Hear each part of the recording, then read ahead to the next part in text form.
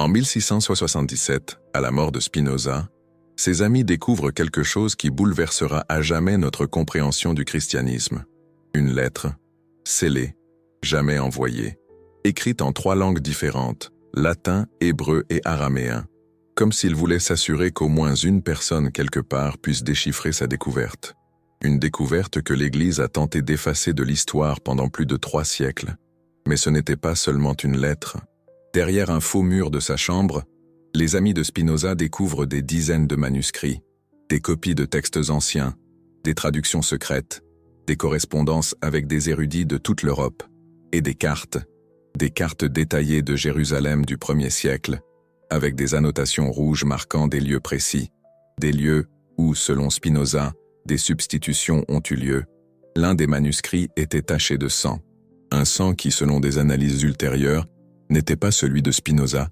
Il était bien plus ancien, comme s'il avait trouvé un document original, marqué par le temps et par des événements qu'on préfère ne pas imaginer.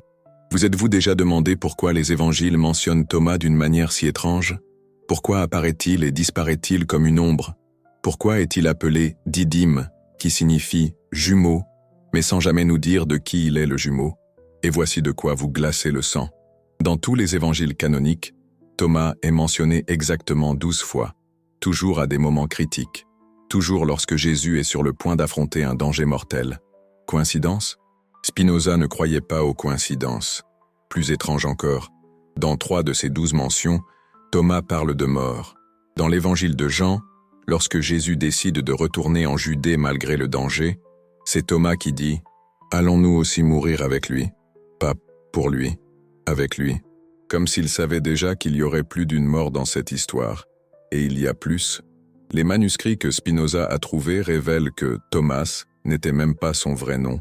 C'était un titre, un mot araméen qui signifie « le remplaçant ». Jésus avait un frère jumeau dont le vrai nom a été effacé de l'histoire. Il ne reste que le titre qui définissait sa fonction, le remplaçant.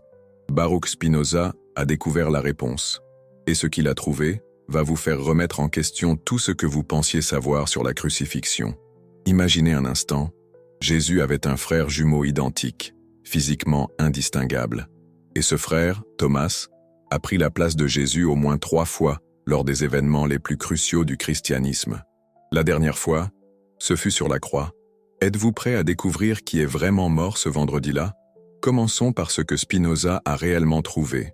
Dans ses manuscrits secrets, le philosophe hollandais documente une enquête qui a duré 15 ans.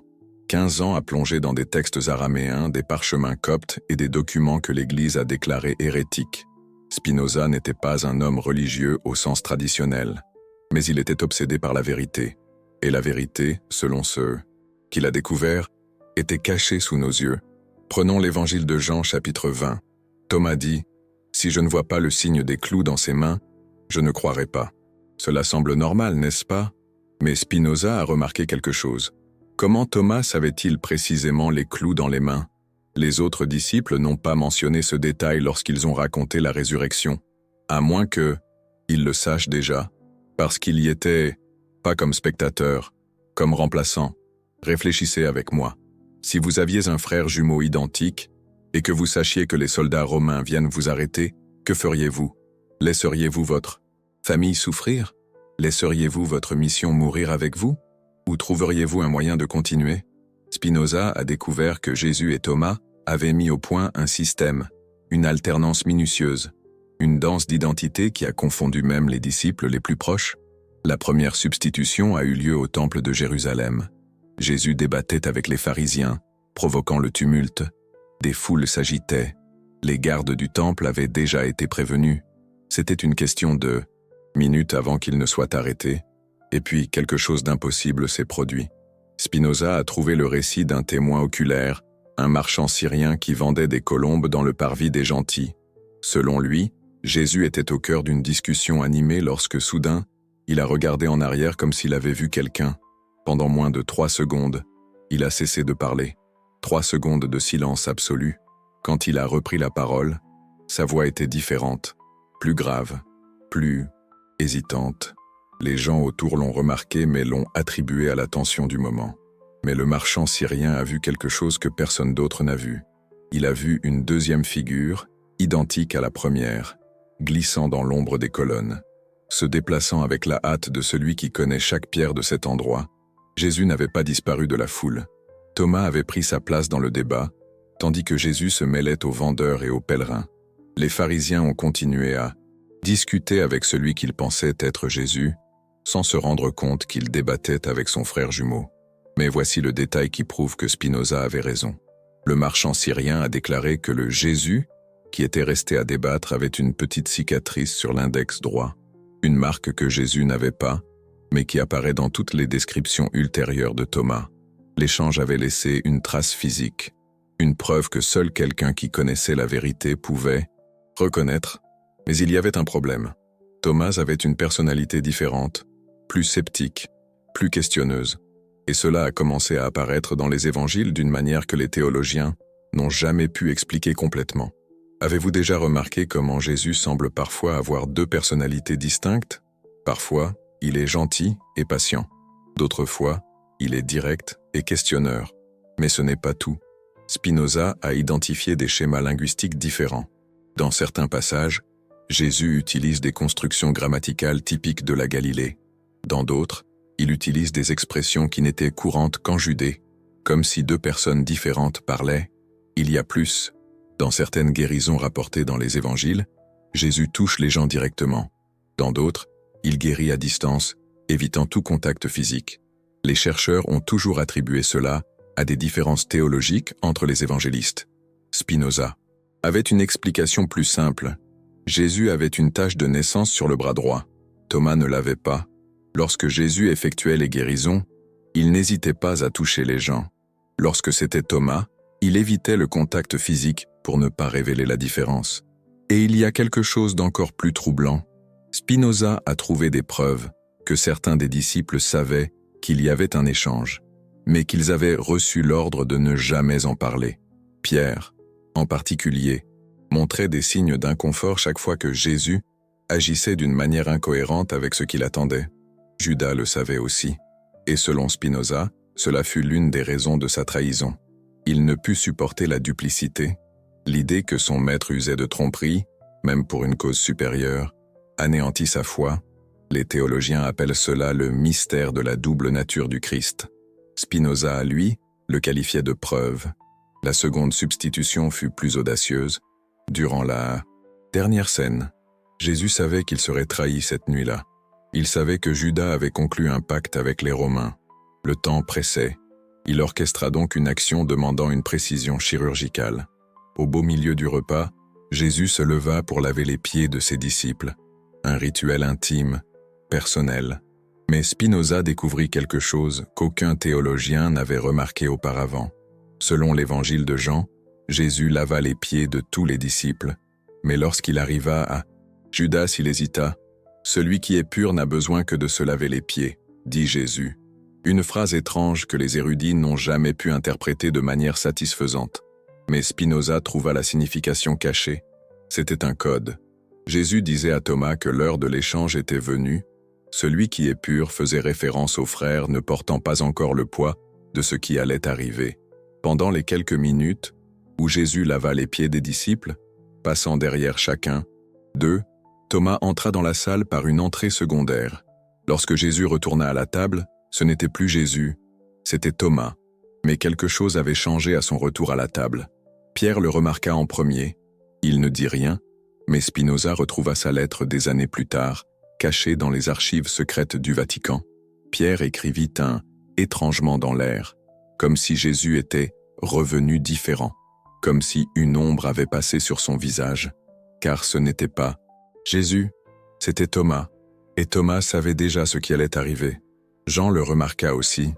Dans son évangile, il écrit que Jésus fut troublé en son esprit, après être retourné à la table. Mais le mot grec original, etararte, ne signifie pas seulement fut troublé. Il signifie fut agité par des forces extérieures, comme si quelque chose d'extérieur avait pris le contrôle, car quelque chose avait pris, ou plutôt, quelqu'un. Et Jésus, il se préparait pour la partie la plus difficile du plan, le Gethsémani. Mais avant cela, il devait assister, caché dans l'ombre, tandis que son frère jumeau rompait le pain et disait « Ceci est mon corps, qui est donné pour vous ».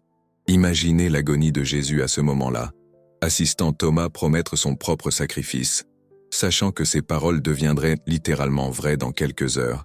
Et imaginez le courage de Thomas, regardant les disciples qui le connaissaient depuis des années, maintenant la représentation parfaite, sachant que c'était la dernière fois qu'il serait avec eux en tant que Jésus. Pensez à la logique derrière tout cela. Si Jésus savait qu'il serait arrêté, pourquoi aller au Gethsémani, prier? Pourquoi ne pas s'enfuir? Pourquoi ne pas se cacher? À moins qu'il n'y ait un but plus grand, un échange final qui devait avoir lieu loin des yeux des soldats. Spinoza découvrit des manuscrits décrivant deux figures dans le jardin cette nuit-là, deux silhouettes identiques sous la faible lumière de la lune, l'une priant dans l'agonie, l'autre observant dans l'ombre. Et lorsque les soldats arrivèrent avec Judas, ce fut la figure qui observait qui se livra. Mais voici ce que Spinoza découvrit et qui change tout. L'échange au Gethsémani n'était pas planifié. Ce fut une décision de dernière minute. Jésus était allé au jardin pour prier, oui, mais aussi pour dire au revoir à Thomas. Le plan initial était différent. Jésus se livrerait aux soldats. Thomas s'enfuir. Il poursuivrait la mission après la mort de Jésus. Mais lorsqu'ils arrivèrent au Gethsémani, Jésus s'effondra émotionnellement. La pression de tout ce qui s'était passé, la trahison imminente, le poids de diriger un mouvement qui pouvait mourir avec lui. Il se mit à suer du sang, littéralement. Une condition médicale rare causée par un stress extrême.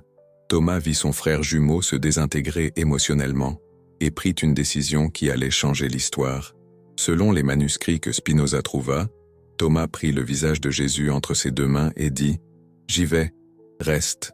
Le monde a besoin de toi vivant, pas mort. » Jésus protesta. Il pleura. Il supplia Thomas de reconsidérer. Mais Thomas avait déjà décidé. Et lorsqu'ils entendirent les pas des soldats s'approcher, Thomas poussa Jésus derrière les oliviers et marcha vers la lumière des torches. Judas arriva avec les soldats romains. Il regarda l'homme qu'il pensait être Jésus. Il donna le baiser de la trahison. Et Thomas se laissa arrêter sans résistance. Mais voici le détail qui prouve que cette version est vraie. Dans l'évangile de Marc, lorsque les soldats arrêtent Jésus, un jeune homme qui le suivait s'enfuit nu, laissant son linceul derrière lui. Les théologiens n'ont jamais pu expliquer qui était ce jeune homme ou pourquoi il était nu. Spinoza découvrit la réponse. C'était Jésus. Il avait enlevé ses vêtements pour les donner à Thomas, pour que la substitution soit parfaite. Et lorsque les soldats emmenèrent Thomas, Jésus resta caché parmi les arbres, nu et sous le choc, regardant son frère jumeau être traîné vers la mort. Thomas prit la place de Jésus pour la dernière fois, non par obéissance à un plan, mais par amour fraternel pur. Mais voici ce que Spinoza découvrit, et qui changea tout. Thomas ne fit pas cela par sacrifice aveugle. Il le fit parce qu'il croyait que Jésus avait une mission plus grande, une mission qui ne pouvait pas mourir sur une croix romaine. Et Jésus, il assista à la mort de son frère jumeau à sa place, portant une culpabilité qui façonnerait le reste de sa vie. Cela explique tant d'incohérences dans les évangiles. Pourquoi Jésus apparut-il si différent après la résurrection que Marie-Madeleine ne le reconnut pas initialement? Pourquoi insista-t-il pour que les disciples ne le touchent pas à certains moments, mais permit-il à d'autres de mettre les mains sur ses blessures? Pourquoi Thomas, spécifiquement, douta-t-il de la résurrection? Pensez-y. Si vous mouriez sur la croix à la place de votre frère, et que vous appreniez ensuite qu'il était vivant, quelle serait votre première réaction? La joie? Ou un mélange complexe de soulagement, de culpabilité et d'interrogation? Thomas ne douta pas de la résurrection, parce qu'il était sceptique par nature. Il douta parce qu'il savait qu'il aurait dû être mort. Spinoza trouva des preuves encore plus troublantes. Des lettres entre les premières communautés chrétiennes mentionnant le frère silencieux et celui qui porta le fardeau final. Des références codées qui n'avaient de sens que si vous connaissiez la vérité sur la substitution. Mais la découverte la plus choquante de Spinoza vint d'une source inattendue. Un document juif du 1er siècle qui liste les fils de Joseph, le charpentier. Et là, clairement écrit en araméen, Yeshua et Thomas, les jumeaux nés le même jour. Jumeaux, nés le même jour, physiquement identiques. Et si vous y réfléchissez bien, cela a un sens parfait. Joseph était charpentier. Il avait des ressources limitées. Deux fils jumeaux identiques, représentaient à la fois une bénédiction et un défi. Ils auraient grandi en partageant tout, vêtements, identité, même responsabilité. Il était naturel qu'ils développent un système de substitution, si nécessaire. Mais cela soulève une question troublante. Si Thomas est mort sur la croix à la place de Jésus, qu'est-il arrivé au corps? Pourquoi le tombeau était-il vide 3 jours plus tard? Spinoza avait une théorie à ce sujet aussi. Une théorie qu'il n'osa jamais écrire complètement, ne laissant que des indices dans ses manuscrits. Des indices qui, une fois assemblés, forment un tableau dévastateur d'humanité. Jésus a retiré le corps de son frère de la tombe, non pas pour mettre en scène une résurrection, mais pour donner à Thomas les funérailles qu'il méritait, loin des regards romains, loin de l'humiliation publique, dans un lieu secret, sacré, où Jésus pouvait rendre visite à son frère et pleurer en paix. Spinoza découvrit des cartes dessinées par Jésus, indiquant une grotte naturelle dans les collines, en dehors de Jérusalem. Une grotte qui, selon les traditions locales, était considérée comme sacrée depuis les temps anciens. Et à l'intérieur de cette grotte, selon les cartes, Jésus créa un mémorial pour Thomas. Pas une tombe ordinaire, mais un sanctuaire, avec les outils de charpentier qu'ils avaient partagés depuis leur enfance, avec des pierres rapportées de Galilée, de la terre où ils étaient nés, avec des écrits personnels de Thomas, ses réflexions sur la foi, la famille et le sacrifice. Le tombeau vide n'était pas la preuve d'une résurrection divine. C'était la preuve de l'amour fraternel. C'était la preuve que Jésus ne pouvait pas laisser son frère pourrir dans une tombe empruntée, surveillé par des soldats romains qui ne voyaient en Thomas qu'un criminel exécuté de plus.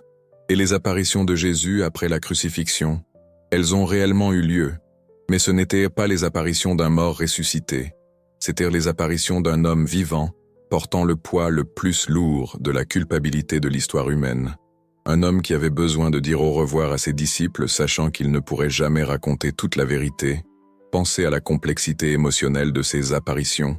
Jésus apparaissant aux disciples, mais leur demandant de ne pas le toucher. Jésus mangeant avec eux, mais refusant de rester longtemps. Jésus enseignant, mais avec une tristesse qu'il n'avait jamais vue auparavant.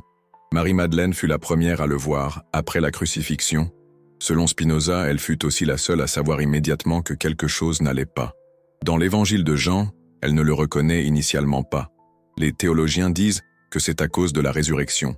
Spinoza croyait que c'était à cause de la culpabilité. Jésus était physiquement présent, mais émotionnellement absent, brisé, transformé par l'expérience d'avoir vu Thomas mourir à sa place. Imaginez comment cela change tout. Le courage de Thomas de mourir à la place de son frère. L'agonie de Jésus a assisté à cela. La complexité émotionnelle des disciples qui ont senti quelque chose d'étrange, mais n'ont jamais pu identifier exactement quoi. Spinoza a appelé cela la tragédie la plus belle de l'histoire humaine. 2 frères qui aimaient tellement l'humanité qu'un est mort pour l'autre, et l'autre a porté cette culpabilité pour toujours. Mais voici ce qui m'impressionne le plus dans la découverte de Spinoza. Il n'a pas essayé de détruire le christianisme avec cette révélation, il a essayé de l'approfondir. Pour lui, l'idée que Jésus ait eu de l'aide humaine pour accomplir sa mission ne diminuait pas le message.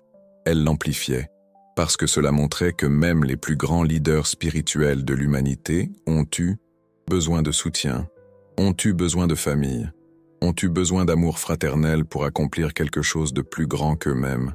Jésus n'était pas un super-héros solitaire. C'était un homme qui a eu le courage d'accepter le sacrifice de son frère jumeau et la sagesse de transformer cette douleur en un message d'amour universel. Thomas n'était pas seulement le disciple qui doutait, c'était le frère qui est mort pour qu'un message de paix puisse survivre à l'Empire romain. Et nous, 2000 ans plus tard, nous sommes toujours en train de découvrir les couches de cette vérité que Spinoza a trouvée et que l'Église a essayé d'enterrer. Mais cela soulève des questions encore plus profondes. Si Jésus a survécu à la crucifixion, qu'est-il devenu ensuite? Où est-il allé? Comment a-t-il vécu sachant que son frère était mort à sa place? Spinoza a également trouvé des indices à ce sujet, des indices qui pointent vers un voyage que Jésus a entrepris après les événements de Jérusalem. Un voyage qui l'a mené bien au-delà des frontières du monde romain. Et peut-être plus important encore, comment cette découverte modifie-t-elle notre compréhension de la foi, du sacrifice et de la vérité? Parce que si Spinoza avait raison, Alors le christianisme n'est pas seulement l'histoire d'un homme divin qui est mort et ressuscité, c'est l'histoire de deux frères humains qui aimaient tellement l'humanité qu'ils étaient prêts à échanger leur place pour sauver un message qui changerait le monde. C'est l'histoire de Thomas, qui a eu le courage de mourir pour quelque chose de plus grand que lui-même. Et c'est l'histoire de Jésus, qui a eu le courage encore plus grand de vivre avec cette culpabilité et de la transformer en amour universel. Mais Spinoza a découvert quelque chose de plus, quelque chose sur ce qui s'est passé dans les années suivant la crucifixion, quelque chose sur l'endroit où Jésus est allé et comment il a vécu, sachant qu'il aurait dû être lui sur la croix. Et ce qu'il a trouvé va complètement changer votre perspective sur les premières années du christianisme. Les manuscrits de Spinoza révèlent que Jésus n'a pas disparu après les apparitions aux disciples. Il est parti en voyage, un voyage d'expiation qui l'a mené aux confins du monde connu à l'époque. Mais avant de partir, il a fait quelque chose qui a failli le détruire. Il est retourné à la grotte où il avait enterré Thomas. Spinoza a trouvé le journal personnel de Jésus, écrit pendant les premiers mois suivant la crucifixion. Les pages sont tachées de larmes et de sang. Jésus a écrit comment il passait des heures à parler avec le corps de son frère, demandant pardon, suppliant Thomas de revenir, se demandant s'il avait fait le bon choix. « C'était moi qui devais être là », écrit-il à plusieurs reprises. « C'était moi qui devais être sur la croix.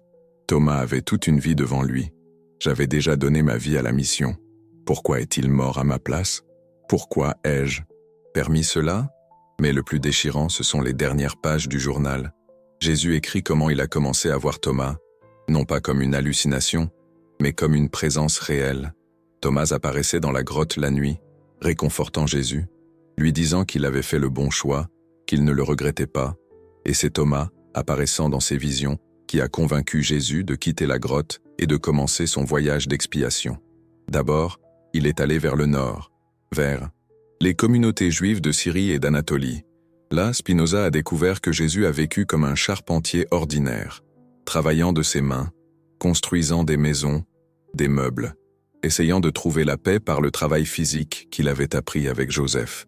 Mais la culpabilité le suivait comme une ombre qui avait le visage de Thomas. Les textes que Spinoza a trouvés décrivent un homme qui se réveillait en criant le nom de Thomas pendant la nuit, un homme qui refusait de parler de Jérusalem et qui évitait les foules, qui tremblait à chaque vue d'une croix romaine, un homme hanté par des cauchemars récurrents où il voyait deux corps sur la croix au lieu d'un. Jésus luttait avec ce que nous appellerions aujourd'hui un traumatisme post-traumatique, la culpabilité du survivant, le poids de porter une identité qui aurait dû mourir sur la croix, mais aussi quelque chose de plus profond, le sentiment d'avoir trahi non seulement Thomas, mais toute l'humanité qui attendait le salut par son sacrifice personnel. Mais Spinoza découvrit quelque chose de fascinant. Même dans sa douleur, Jésus continuait d'enseigner, non pas comme le prédicateur charismatique qu'il était avant la crucifixion, mais comme un homme brisé qui avait appris l'amour à travers la perte la plus dévastatrice possible. Et ce sont ces enseignements plus profonds, plus humains, qui ont commencé à se répandre au sein des premières communautés chrétiennes comme un feu souterrain. Jésus parlait désormais de la douleur avec une autorité qui vous transperçait jusqu'aux os, de la culpabilité avec une compréhension qui venait de celui qui avait vécu en enfer émotionnel, du pardon avec la voix de celui qui avait désespérément besoin d'apprendre à se pardonner lui-même. Spinoza trouva des lettres de personnes ayant connu Jésus durant cette période. Une femme syrienne écrit « Il parlait de la souffrance comme quelqu'un qui en avait bu jusqu'à la dernière goutte. Quand il disait « Heureux ceux qui pleurent », des larmes coulaient sur son visage. Ce n'étaient pas des paroles vides, c'était un témoignage personnel. Un marchand d'Anatolie raconte « Il a construit une table pour ma famille. Il a travaillé en silence pendant 3 jours. À la fin, lorsque je lui ai demandé combien cela coûtait, il a dit « Rien, mais permettez-moi de vous raconter une histoire sur un frère que j'aimais plus que ma propre vie. Il a passé toute la nuit à parler de sacrifice et de culpabilité. Au lever du jour, j'étais un homme différent. » Mais le plus impressionnant dans les récits que Spinoza découvrit, c'était la capacité de Jésus à transformer sa propre agonie en compassion pour les autres. Il recherchait spécifiquement des personnes qui traversaient des pertes similaires, des parents qui avaient perdu des enfants, des frères qui avaient survécu à des guerres, des personnes portant des culpabilités dévastatrices, et avec ces personnes, Jésus ne parlait pas comme un maître, mais comme un compagnon de souffrance. Pensez-y. Paul de Tarse n'a jamais rencontré le Jésus historique personnellement, mais il a connu des gens qui avaient vécu avec Jésus après les événements de Jérusalem. Des gens qui avaient vu un homme luttant avec la culpabilité, la douleur et la rédemption en temps réel. Cela explique pourquoi les lettres de Paul sont si différentes des évangiles. Paul n'écrivait pas sur le Jésus charismatique d'avant la crucifixion. Il écrivait sur le Jésus transformé par la douleur. Le Jésus qui avait appris la grâce à travers la souffrance la plus intime possible. Le Jésus qui savait, par expérience personnelle, ce que signifiait être sauvé non pas de péché abstrait, mais de l'agonie concrète de vivre avec une culpabilité qui semblait impardonnable. Un Jésus profondément, dévastateurement humain. Spinoza trouva des preuves que Jésus passa près de 10 ans dans ce chemin d'expiation. 10 ans à essayer de trouver une manière de vivre avec ce qui était arrivé. Et graduellement, à travers des rencontres avec des gens qui avaient perdu des êtres chers, à travers des nuits entières passées à pleurer dans la grotte où il avait enterré Thomas, à travers des rêves où il parlait à son frère mort, il commença à comprendre quelque chose de révolutionnaire. Thomas n'était pas mort pour rien. Il était mort pour qu'un message survive. Et Jésus avait le devoir sacré d'honorer ce sacrifice en transformant sa culpabilité en sagesse, capable de sauver d'autres personnes de la même agonie qu'il vivait. C'est alors qu'il commença à écrire. Et voici quelque chose qui va vous choquer. Oui, vous avez bien entendu.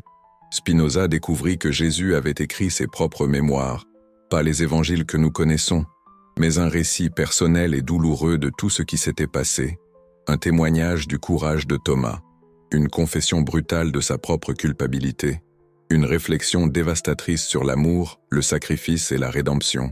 Spinoza trouva des fragments de ce document, des pages écrites en araméen, avec l'écriture irrégulière de quelqu'un qui écrivait à travers les larmes. Jésus décrit la nuit au Gethsémani avec des détails qui vous brisent l'âme. Il écrit comment il a tenu le visage de Thomas et l'a supplié de reconsidérer.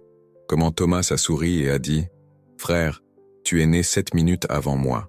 C'est ton droit de vivre 7 minutes de plus. » Mais le plus dévastateur, ce sont les passages où Jésus décrit les derniers moments de Thomas sur la croix. Parce que Jésus était là, déguisé dans la foule, forcé d'assister à la mort lente de son frère jumeau, l'appelant dans ses derniers instants. Jésus écrit « Quand Thomas a crié « Élie, Élie, lama sabachthani », je savais qu'il ne citait pas les psaumes. Il m'appelait « Yeshua, Yeshua, pourquoi m'as-tu abandonné ?» Mais je ne pouvais pas répondre. Je ne pouvais pas me révéler. Je ne pouvais qu'assister à la mort de mon frère en pensant que je l'avais abandonné. Et ce document, selon Spinoza, existe toujours, caché dans un monastère isolé dans les montagnes du Tibet, protégé par des moines qui connaissent sa véritable importance mais n'osent pas le révéler au monde. Des moines qui savent que la découverte de ce texte changerait non seulement le christianisme, mais la compréhension humaine de l'amour, de la culpabilité et de la rédemption. Imaginez l'impact que ce document aurait s'il était découvert aujourd'hui, les propres mots de Jésus sur ce qui s'est réellement passé lors de la crucifixion, sa perspective sur le sacrifice de Thomas, sa lutte contre la culpabilité et son cheminement vers l'acceptation, ses réflexions sur la manière de transformer la douleur la plus profonde en amour le plus radical, mais peut-être plus important encore, ses réflexions sur ce que signifie aimer quelqu'un assez pour le laisser mourir pour vous, et ce que signifie vivre avec cette responsabilité pour le reste de sa vie, sachant que chaque souffle que vous prenez a été acheté avec le sang de celui que vous aimiez le plus. Spinoza croyait que ce document était la clé pour comprendre le véritable message du christianisme. Non pas une religion basée sur la divinité d'un homme, mais une philosophie basée sur l'amour radical entre les êtres humains. L'amour de Thomas pour Jésus, l'amour de Jésus pour l'humanité, et l'amour que nous pouvons tous choisir de cultiver lorsque nous affrontons nos propres croix. Mais le chemin de Jésus ne s'est pas terminé avec l'écriture. Spinoza découvrit qu'il arriva finalement à ce que nous appelons aujourd'hui l'Inde. Et le voyage jusqu'à là fut une odyssée de douleur et de transformation qui dura près de 2 ans. Jésus voyagea par la route de la soie, mêlé aux caravanes de marchands. Spinoza trouva des témoignages de marchands persans décrivant un homme étrange qui se joignait aux caravanes. Un homme qui parlait peu, mais quand il parlait, ses paroles avaient un poids qui réduisait au silence des foules entières. Un marchand écrit « Il ne portait qu'un petit sac. À l'intérieur, d'anciens outils de charpentier et un parchemin qu'il ne laissait jamais personne voir. Lorsqu'on lui demandait son nom, il hésitait, comme s'il n'était pas sûr de qui il était. Durant ce voyage, Jésus dut affronter quelque chose qui faillit le détruire, le silence. Des mois de silence dans les montagnes de l'Hindu-Kush, sans personne pour le consoler, sans travail pour le distraire. Lui seul, ses souvenirs et la culpabilité, qui le consumaient comme un feu. C'est dans ce silence que Jésus connut ce que Spinoza appelle la seconde crucifixion, non physique, mais spirituelle. Il mourut à lui-même, à ses espérances, à son identité de Messie qui avait échoué, et c'est dans cette mort spirituelle qu'il trouva quelque chose d'inattendu. Thomas lui parlant, non pas en vision ou en hallucination, mais comme une présence réelle, tangible, consolante. Lorsque Jésus arriva finalement en Inde, il découvrit des traditions spirituelles qui parlèrent de souffrance, de compassion et de libération, de manière à résonner profondément avec son expérience. Mais plus important encore, il trouva des gens qui comprenaient que la douleur la plus profonde pouvait se transformer en la compassion la plus authentique. Et c'est en Inde que Jésus trouva enfin la paix, non pas par l'oubli, mais par l'acceptation totale de son cheminement. Il apprit que porter le poids de la culpabilité du sacrifice de Thomas n'honorait pas son frère. Ce qui honorait Thomas, c'était de transformer cette douleur en amour actif pour le monde. Les textes indiens que Spinoza découvrit parlent d'un maître étranger, venu de l'Ouest, portant une grande tristesse, un homme qui pleurait chaque fois qu'il parlait de son frère perdu, mais qui, progressivement, transforma ses larmes en une compassion si profonde qu'il guérissait les gens par sa seule présence. Il l'appelait Issa, et il resta en Inde près de 20 ans, enseignant une forme d'amour qui intégrait la souffrance humaine à la transcendance spirituelle. Jésus avait appris quelque chose qui révolutionnerait sa compréhension de la foi, que Dieu n'était pas dans les hauteurs, loin de la souffrance humaine. Dieu était dans la souffrance, dans la douleur partagée, dans l'amour qui persiste même lorsque tout semble perdu.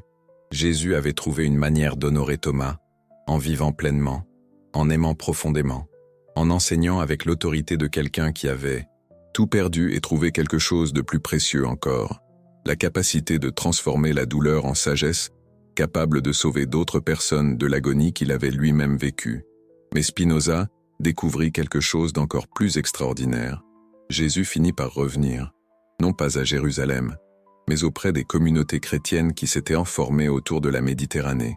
Et lorsqu'il revint, il ne portait pas seulement la sagesse de l'Inde, mais quelque chose de plus précieux encore, la présence constante de Thomas dans sa vie. Il revint comme un homme complètement transformé, plus le jeune prédicateur charismatique des premiers jours, plus l'homme brisé par la culpabilité des années intermédiaires, mais quelqu'un qui avait intégré les deux expériences dans une sagesse profonde sur la nature de l'amour humain.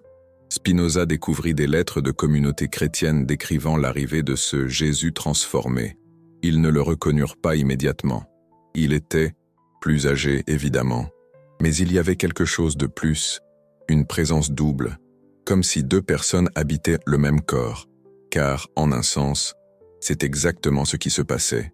Jésus avait appris à porter Thomas en lui, non pas comme un fantôme ou une hallucination, mais comme une partie intégrante de sa propre conscience. Il parlait parfois à la première personne, parfois à la première personne du pluriel. J'ai appris devenait nous avons appris. J'ai souffert devenait nous avons souffert. Et c'est ce Jésus transformé qui influença les derniers écrits du Nouveau Testament, les textes les plus matures, les plus contemplatifs, qui parlent de l'amour non pas comme un sentiment, mais comme un choix radical de se servir les uns les autres. Des textes qui parlent de communion non pas comme un rituel, mais comme une participation réelle à la souffrance et à la joie des autres. Pensez à la façon dont cela recontextualise tout le message chrétien. Il ne s'agit plus d'adorer un Dieu qui est mort pour nos péchés et est ressuscité des morts. Il s'agit d'apprendre de deux frères qui s'aimaient, tant que l'un est mort pour l'autre, et l'autre a transformé cette mort en un message d'amour universel qui a traversé les siècles. Il s'agit de Thomas, qui a eu le courage de prendre la place de Jésus sur la croix, sachant qu'il mourait non seulement pour son frère, mais pour une idée qui pouvait transformer le monde, et de Jésus, qui a eu le courage encore plus grand de vivre avec cette responsabilité et de la transformer en une sagesse capable d'apprendre aux autres à aimer avec la même intensité.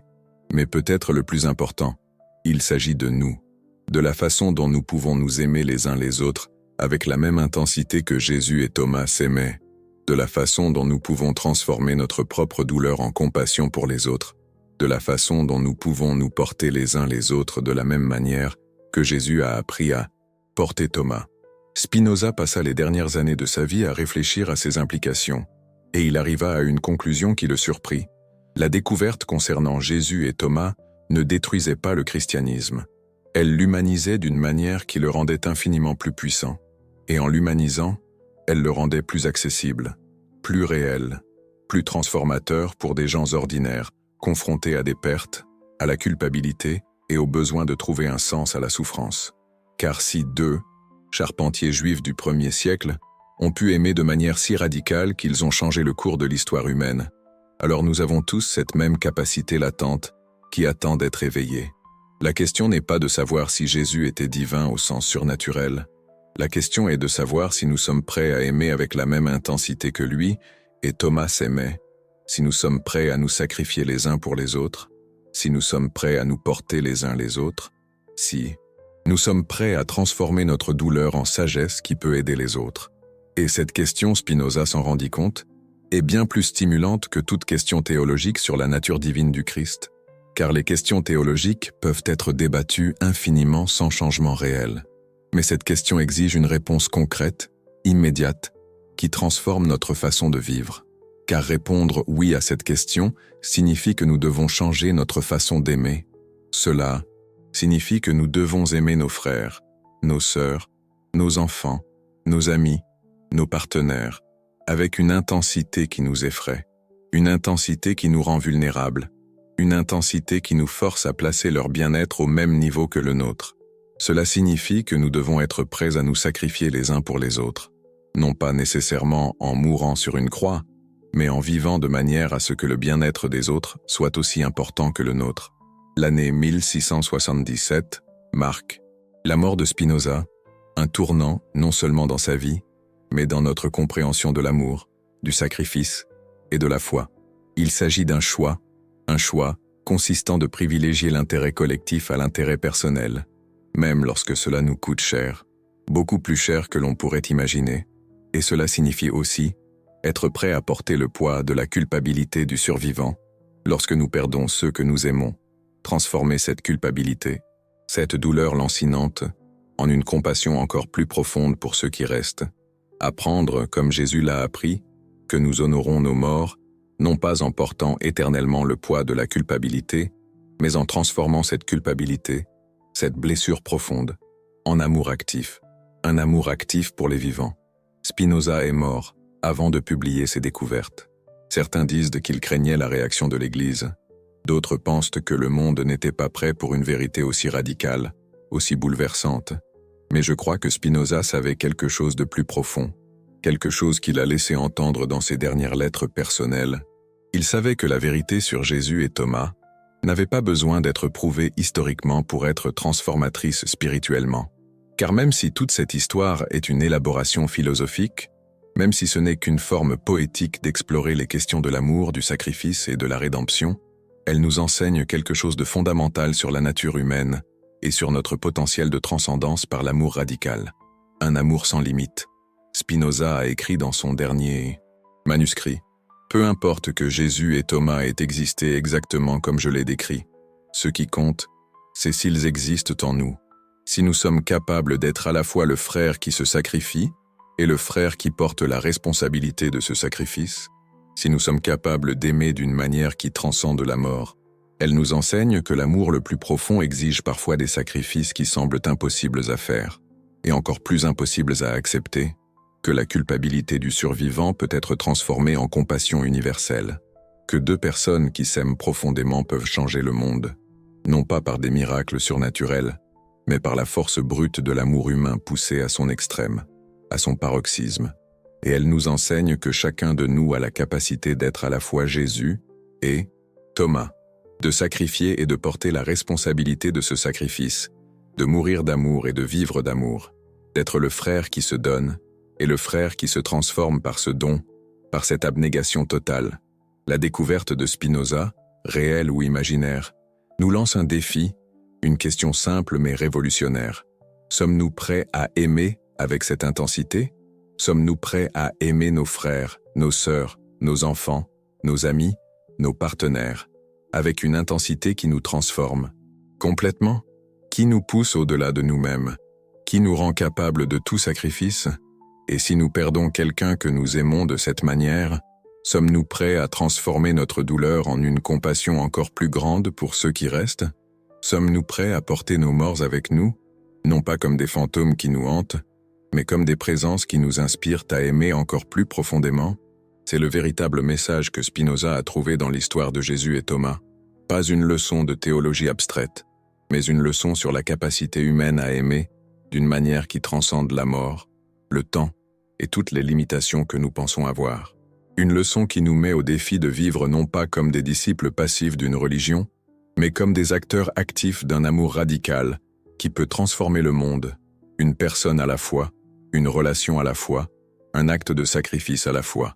Car en fin de compte, peu importe exactement qui est mort sur la croix ce vendredi à Jérusalem il y a 2000 ans, ce qui compte, c'est si nous sommes prêts à vivre d'une manière qui honore le genre d'amour qui a poussé quelqu'un à prendre volontairement cette place, le genre d'amour qui transforme la douleur en sagesse qui peut guérir les autres, la culpabilité en compassion qui peut consoler d'autres souffrants, la perte en une capacité encore plus grande d'aimer ceux qui restent avec nous. Le genre d'amour qui a fait choisir à Thomas la croix afin que Jésus puisse vivre, et qui a fait choisir à Jésus de porter la responsabilité de ce choix pour le reste de sa vie, en la transformant en un message d'espoir pour toute l'humanité. Le genre d'amour que nous avons tous la capacité de choisir, aujourd'hui, maintenant, avec les personnes qui comptent le plus dans nos vies, avec les étrangers qui croisent notre chemin, avec les ennemis qui ont besoin de notre pardon, avec nous-mêmes, lorsque nous portons des culpabilités qui semblent impardonnables. C'est la véritable découverte de Spinoza. Non pas que Jésus avait un frère jumeau qui est mort à sa place, mais que nous avons tous la capacité d'aimer comme si nous étions des frères jumeaux de tous les autres êtres humains, comme si la souffrance de chaque personne était notre propre souffrance, comme si la joie de chaque personne était notre propre joie. Et lorsque nous aimons de cette manière, lorsque nous vivons de cette manière, lorsque nous nous sacrifions de cette manière, nous n'honorons pas seulement la mémoire de Jésus et Thomas, qu'ils soient des figures historiques ou des symboles poétiques, nous devenons la preuve vivante que le genre d'amour qu'ils ont partagé n'est pas mort sur une croix romaine il y a 2000 ans. Il continue de vivre, renaissant chaque jour, dans chaque acte de sacrifice désintéressé, dans chaque transformation de la douleur en compassion, dans chaque choix d'aimer quelqu'un plus que nous-mêmes. Et peut-être que c'est la véritable résurrection que Spinoza a découverte, non pas d'un corps physique qui revient à la vie après 3 jours dans la tombe, mais un type d'amour qui continue de renaître dans chaque génération d'êtres humains prêts à aimer radicalement, sacrificiellement, transformateur, un amour qui fait de nous tous des frères jumeaux spirituels, nous rendant tous capables de prendre la place les uns des autres lorsque cela est nécessaire, nous rendant tous capables de porter la croix les uns des autres lorsque le poids devient insupportable, nous rendant tous capables de transformer nos pires pertes en nos plus grandes sources de compassion. Nous sommes tous capables d'être Jésus. Nous sommes tous capables d'être Thomas. Nous sommes tous capables d'aimer d'une manière qui change le monde. C'est le véritable héritage que Spinoza nous a laissé, non pas une nouvelle doctrine religieuse à adorer, mais une possibilité humaine à vivre, la possibilité d'aimer d'une manière qui transcende la mort, de vivre d'une manière qui honore tous ceux que nous aimons et que nous avons perdus, de nous transformer par la douleur en des personnes capables d'un amour encore plus profond. C'est la découverte que Spinoza a gardée dans ses manuscrits secrets, et maintenant, il nous appartient de décider ce que nous allons en faire, si nous allons la laisser comme une histoire intéressante à consommer passivement, ou si nous allons la laisser nous transformer dans la même mesure que Jésus a été transformé par la mort de Thomas, si nous allons choisir d'aimer comme des frères jumeaux spirituels, si nous allons choisir de nous porter les uns les autres, si nous allons choisir de transformer notre douleur en sagesse, notre culpabilité en compassion, nos pertes en une capacité encore plus grande d'aimer, car, en fin de compte, c'est la seule question qui compte vraiment. Pas si l'histoire de Jésus et Thomas s'est passée exactement comme Spinoza l'a décrite, mais si nous sommes prêts à la faire advenir dans nos propres vies, si nous sommes prêts à être les frères jumeaux les uns des autres, prêts à mourir les uns pour les autres, prêts à vivre les uns pour les autres, prêts à aimer d'une manière qui transcende tout ce que nous pensions possible, alors, c'est là la vraie découverte de Spinoza, une découverte qui désormais nous appartient.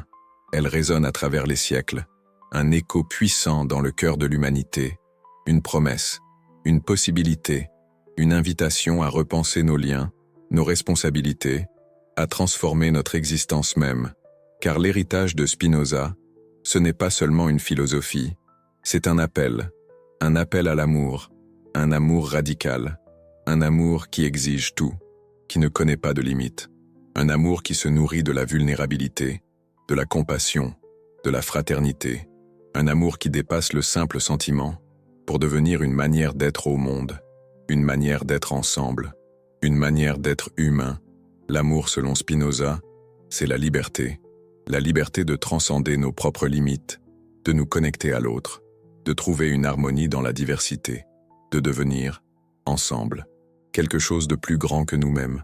C'est un chemin exigeant, sûrement, mais une voie vers une réalisation humaine profonde, vers une humanité renouvelée, un avenir façonné par l'amour, par la compréhension, par la compassion, par la sagesse, l'héritage de Spinoza, une flamme éternelle, un guide sur le chemin de la fraternité universelle, un témoignage de la puissance de l'amour, un amour qui persiste, qui survit au temps, qui transcende la mort, un amour qui finalement est la seule réponse, la seule vérité, l'amour.